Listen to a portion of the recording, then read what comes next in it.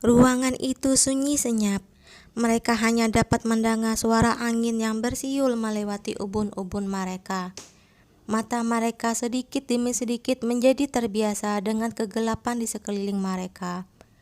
Cahaya yang terpantul di salju di balik jendela menerobos masuk. Dengan samar-samar, sosok-sosok mereka sudah dapat terlihat dengan jelas. Lelaki tua itu menanggalkan mantelnya, lalu berkata, "Mungkin kau tak ingin menemuiku. Aku membawa arak, temani aku minum secawan arak." Tanpa menunggu jawaban Acu, pelayan belakangnya sudah melangkah maju.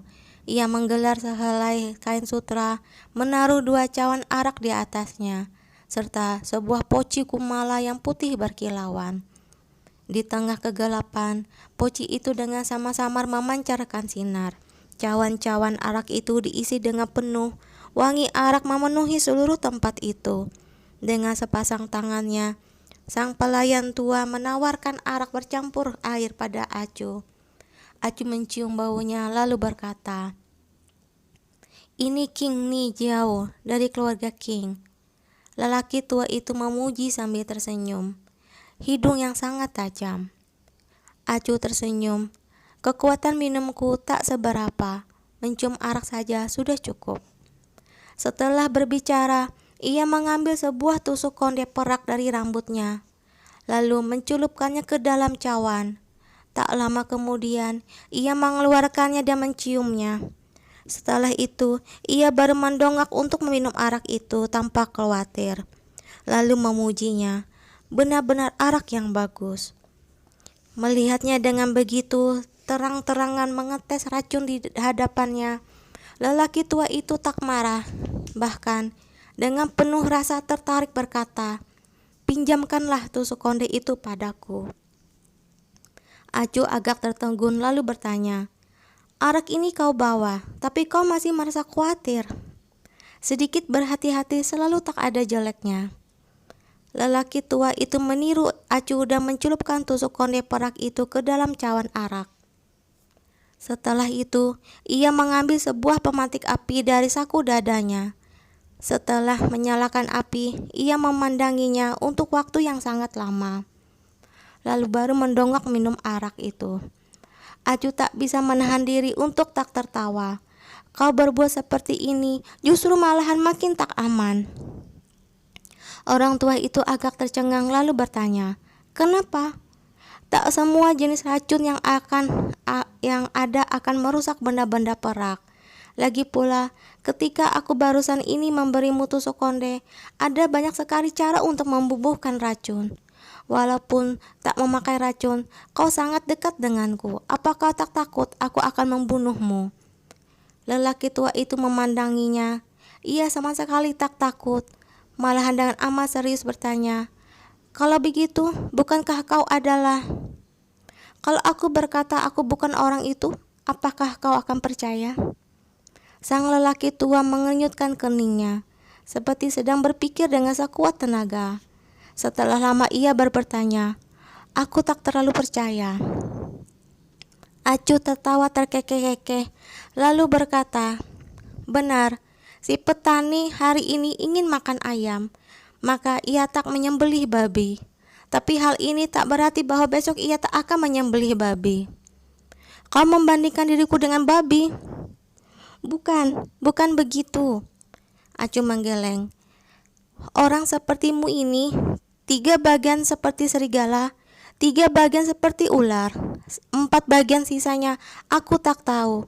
Tapi bagaimanapun juga aku tak akan melayanimu." Sambil tersenyum, sang lelaki tua berbicara pada sang pelayan tua di ambang pintu. "Lihatlah mulut gadis ini. Ia boleh dibandingkan dengan beberapa ratus pena beracun yang suka berdebat di kantor Badan Pengawas Kekaisaran." Orang tua itu sepertinya sangat girang. Dengan amat santai, ia memanggil Acu agar duduk bersamanya minum arak. Badai salju di luar bertambah besar. Acu menarik sebuah kursi, mengelapnya hingga bersih dan mendudukinya, lalu minum cawan demi cawan arak dengannya. Sekeliling mereka gelap gulita, hanya ada beberapa berkas cahaya, menerobos masuk dari atap. Arak itu memiliki aroma wangi yang mempesona. Begitu minum seteguk, ia langsung menggoda untuk minum seteguk lagi. Walau arak itu tak beracun, kalau minum banyak ia akan membuat mata menjadi kabur. Entah berapa lama kemudian, kepala Acu sedikit demi sedikit menjadi pening.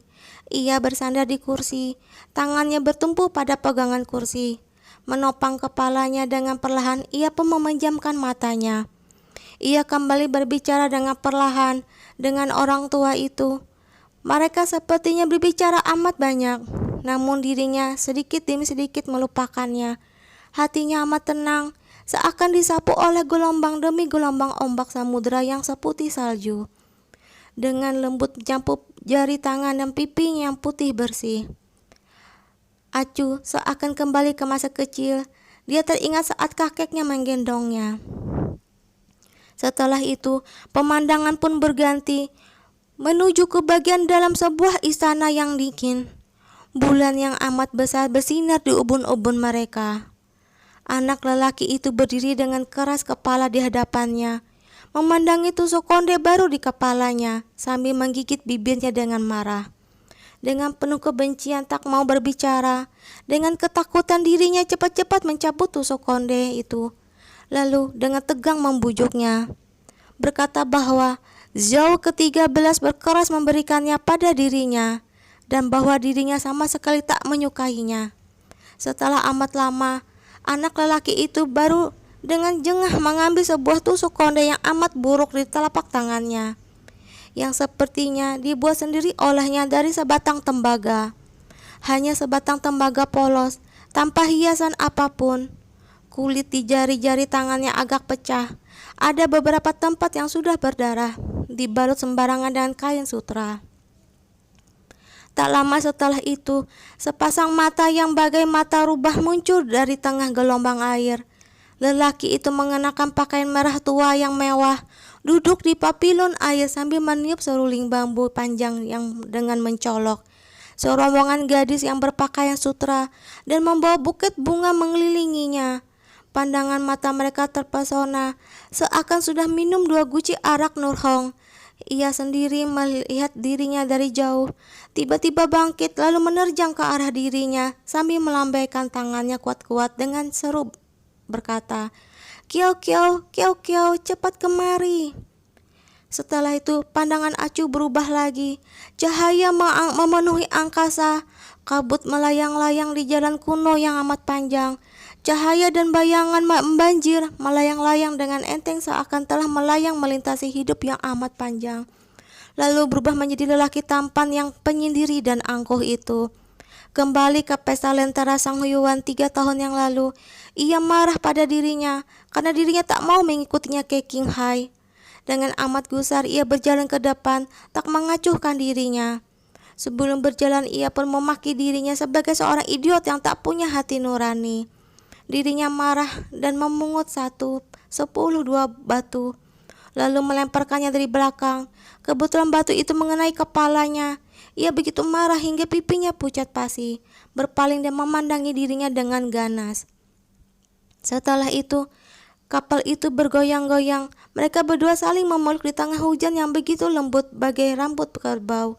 Ia menggumam di sisi telinganya, "Aku sangat bahagia, selamanya tak pernah begitu bahagia." Tepat pada saat ini, suara seorang bocah tiba-tiba menggema di sisi telinganya. Akhirnya dia mati, dia juga sudah mati. Ia seorang diri bersedih dan langsung pergi. Akhirnya mati juga, hanya menyisakan ia seorang. Benar-benar dirinya sedang bermimpi. Lice sudah mati, sudah dibunuh oleh tangan ibunya sendiri, dan mati dalam pelukannya sendiri. Ia melihat dadanya penuh bercak darah merah tua, dirinya menyentuh tubuhnya yang sedingin es, dan matanya yang terpejam rapat. Ia mati sambil bersandar di bahunya. Tak akan lagi memanggil namanya sambil tersenyum. Tak akan lagi menjulurkan tangannya untuk mencubit pipinya. Tak akan lagi di tengah malam melompat keluar dari jendela untuk menyelinap ke kamar tidurnya. Tak akan lagi dengar suara sembunyi-sembunyi membaca surat Yuan Yu untuk dirinya. Tak akan lagi memandang dirinya dengan lembut ketika ia sedang bersedih.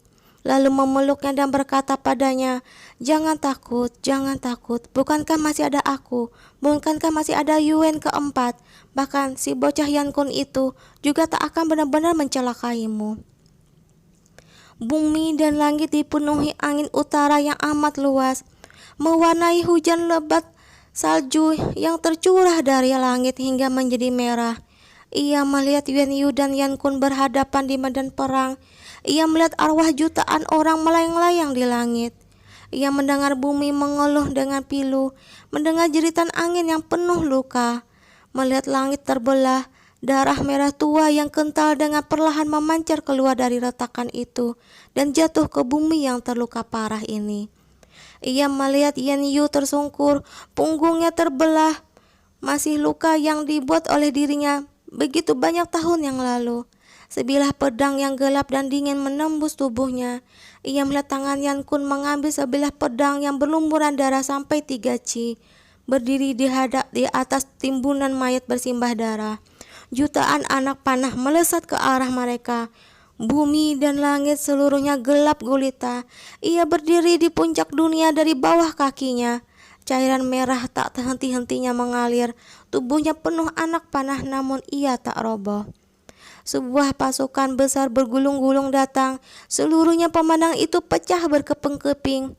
Golok serigala bangsa Kuan Rong memotong-motong peta Kimeng. Dirinya berlutut di padang es danau 1000 zhang. Melihat bumi dan langit dalam sekejap mata runtuh. Di sisi telinganya teriakan beratnya berkali-kali terngiang.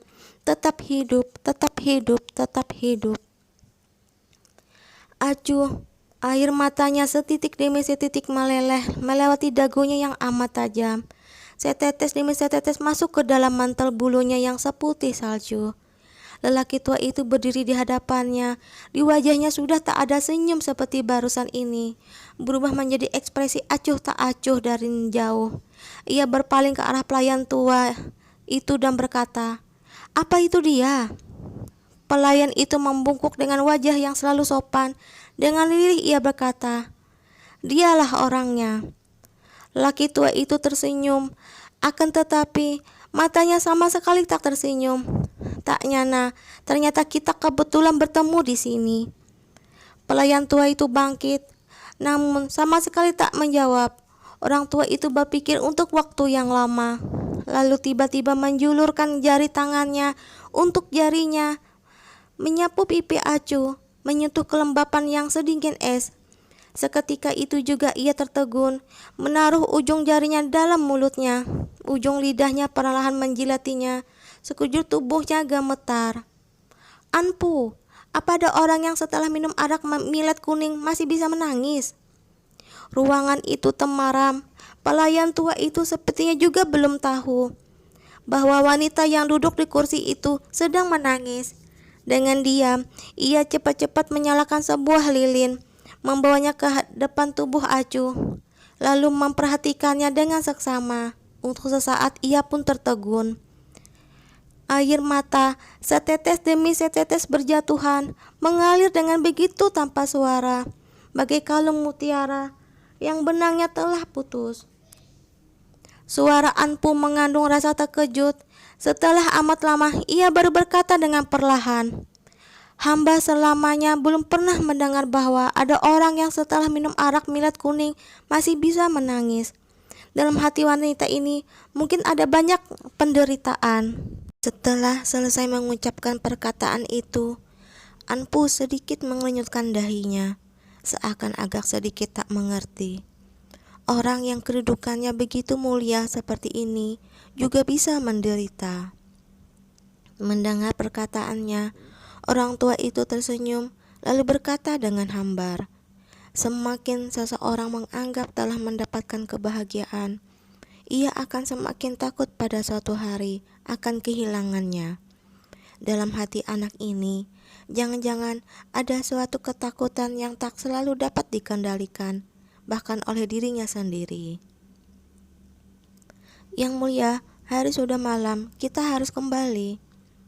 Orang tua itu mengangguk-angguk, mengenakan mantelnya, lalu berjalan ke ambang pintu. Tiba-tiba ia kembali berpaling, menatap dengan tajam sebuah peti mati yang ditaruh di lantai. "Si Cheng, menurutmu berapa tahun lagi Dakia akan bertahan?" Angin dingin bertiup, tubuhnya tampak begitu kurus dan rapuh. Ia mendadak terbatuk beberapa kali. Sambil tertawa pelan, ia membuka pintu ruangan itu, lalu dengan demikian melangkah keluar. Sisa lilin di lentera memancarkan sinar pucat pasi, bergoyang-goyang di tengah angin, masih belum padam. Wanita yang mengenakan pakaian putih itu bersandar di punggung kursi. Ia sedikit menelengkan kepalanya. Air matanya mengalir bercucuran, tenang, bagai air danau yang tenang. Entah berapa lama waktu telah berlalu, tiba-tiba di sisinya ada seseorang berbicara. Ia mengenyutkan keningnya. Cahaya lentera yang terang benderang agak menusuk mata. Suara Mickey yang terdengar di sisi telinganya. Dengan amat girang ia berkata, "Bangun, bangun, bagus sekali." Acu mengenyutkan keningnya dan melihat bahwa hanya Mickey yang berdiri di sisinya. Huan Er yang membawa lentera berdiri di sisi lainnya. Mereka berdua memandanginya dengan amat tegang. "Nona, kau kenapa?" Acu memandang ke sekelilingnya. Bayangan lelaki tua itu sudah menghilang. Mau tak mau ia merasa agak linglung. Dengan ringan ia berkata, "Tak apa-apa, hanya tak sengaja tertidur." Mickey yang segera mengomelinya, "Di sini begitu dingin, apa Nona bisa tidur di sini? Kulihat Nyonya terlalu lelah, badai salju di luar sudah mereda. Kita harus lebih segera kembali ke rumah." Rombongan itu menaiki kerta kuda. Rong Er masih tidur dengan nyenyak. Mo Er pun menyusup ke dalam pelukan Jingjing. Matanya tak bisa dibuka. Badai salju membubarkan pesta lentera Sang Yuan. Di sepanjang jalan pulang, di mana-mana terlihat kepingan-kepingan lentera. Jalanan leluasa dan sepi. Acu menyingkap tirai kereta dan memandang di kejauhan. Ia melihat bahwa segala sunyi senyap, tak ada secercah cahaya lentera pun. Hanya ada lentera putih aneh yang digantung di depan Wisma Yi. Lentera itu sama sekali tak rusak. Entah bagaimana, ia tetap utuh di tengah badai salju yang barusan melanda itu. Ketika mereka tiba di rumah, malam sudah larut. Yu Liu berjaga di depan pintu gerbang. Begitu melihat mereka, ia menghembuskan napas panjang dengan lega. Ia melangkah ke depan dan berkata bahwa Yuan Yu sudah pulang setelah beberapa kali keluar mencari Acu. Acu cepat-cepat kembali ke rumah. Ia berjalan masuk ke aula utama, menanggalkan mantel bulunya dan memberikannya pada seorang pelayan. Lalu dengan berjingkat-jingkat melangkah masuk ke dalam kamar tidur. Kembali ke rumah dari tempat yang begitu gelap dan dingin, aroma yang hangat menerpa wajahnya. Dupa Chen Shui kelas 1 dibakar di pedupaan, membumbung ke atas, lalu berpusar di langit-langit. Kamar itu amat tenang, sama sekali tak ada suara. Dengan diam ia melangkah masuk. Dilihatnya bahwa wajah Yan Yu agak merena merah. Ia berbaring di ranjang dengan pakaian lengkap. Sudah tertidur, namun dahinya berkerut dalam-dalam. Seakan dalam mimpinya pun masih ada hal yang membuatnya marah. Napasnya agak berat. Dari dalamnya dapat tercium bau arak yang pekat. Kemampuan minumnya selalu tak terlalu baik. Malam ini, mungkin setelah minum sangat banyak arak, ia baru dapat tidur seperti ini. Di tiang ranjang dari kayu mahoni itu, bergantung sebuah lentera mungil yang halus. Buatannya, bola matanya merah tua, telinganya amat panjang, serta lentera yang sangat mirip dengan seekor kelinci hidup. Acu melepaskan sepatunya, dan dengan seperti ini, berbaring dengan sisi miring di sisinya, mencium aroma tubuhnya, mendengarkan napasnya yang dalam. Sebuah hati yang sedingin es pun dengan perlahan menjadi hangat. Ia menjulurkan tangannya dan memeluk pinggang Yuan Yu, menghapus mimpi yang penuh keputusasaan itu. Tak akan, pasti tak akan. Mereka akan bersama, akan hidup dengan baik. Mereka akan mempunyai seorang anak. Mereka akan bersama meninggalkan tempat ini dan akan memulai hidup mereka di sebuah tempat yang sama sekali baru. pasti akan demikian, pasti. Setelah perjamuan musim semi berlalu, kelelahan dan kerapuhan keluarga Kekaisaran Dakia makin nampak.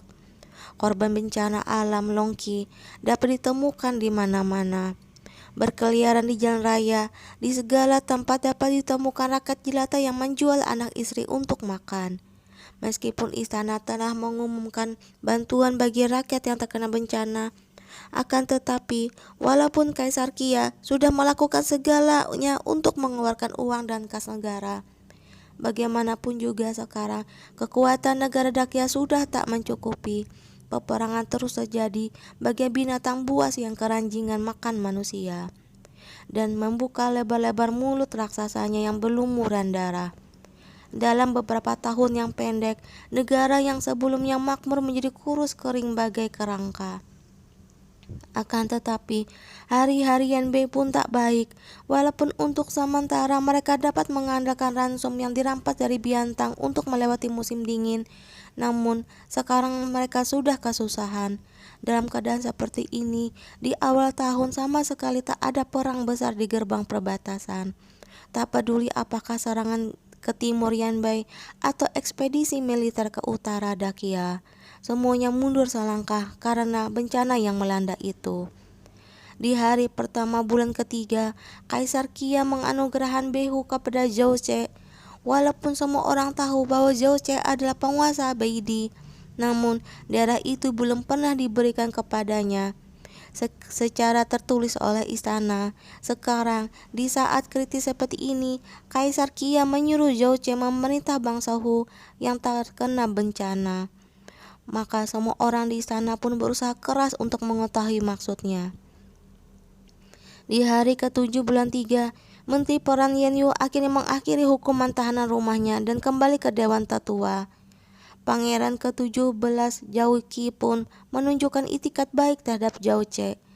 Dalam sekejap mata, Pangeran ke-7 Zhou Ce naik daun di istana. Kekuatan dan pengaruhnya amat kuat. Zhou yang seharian berdiam di istananya, ia mengaku sakit dan susah. Sudah 2 bulan tak pergi ke istana untuk mengurus pemerintahan. Akan tetapi, pada hari ke-13 bulan 3, sebuah kabar yang membuat Acu cemas masuk ke ibu kota dari Yanbei. Sebenarnya, inti berita itu bukan suatu hal yang besar. Yanbei hanya ingin berdagang di daerah perbatasan dengan Dakia, hendak menukar kuda dan biji besi dengan bahan makanan, daun teh, garam, dan sutra dari Dakia. Hal ini tentu saja mengundang tawa dari istana Dakia. Pejabat Dakia menertawakan Yanbei yang sudah menjadi gelap mata karena melarat, sehingga sampai berpikir untuk berdagang dengan Dakia.